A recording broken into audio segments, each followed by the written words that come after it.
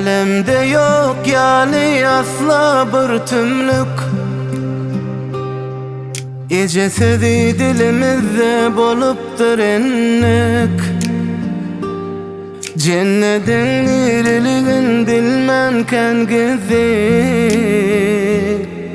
Ecesinnekin cennetin ödi.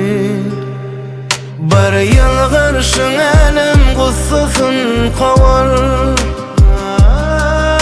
Seher gün mehrinden nur alıp doğar.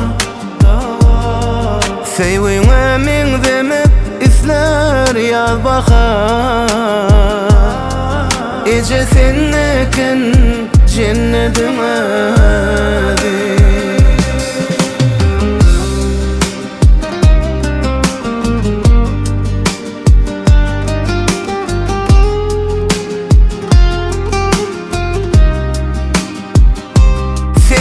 Beter yaramdan can. İlk hikayet son yine oturup düğün. Her adını tutan aydına koşan can. Ecesinnekin cennetin ödi. Atandan ömürtü güneni yötün.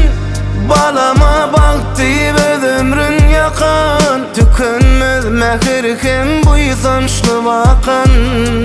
Ecesinnekin cennetin ödi.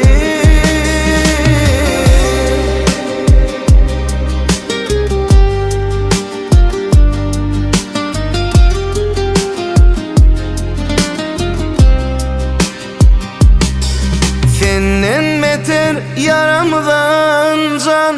İlk hikayet son yine oturup düğün. Her adını tutan aydına koşan can. Ecesinnekin cennetin ödi. Atandan ömürtü güneni yötün. Balama baktı ve ömrün yakan. Tükünmez mehir hem bu yüzançlı vakan. Ecesinnekin cennetin ödi.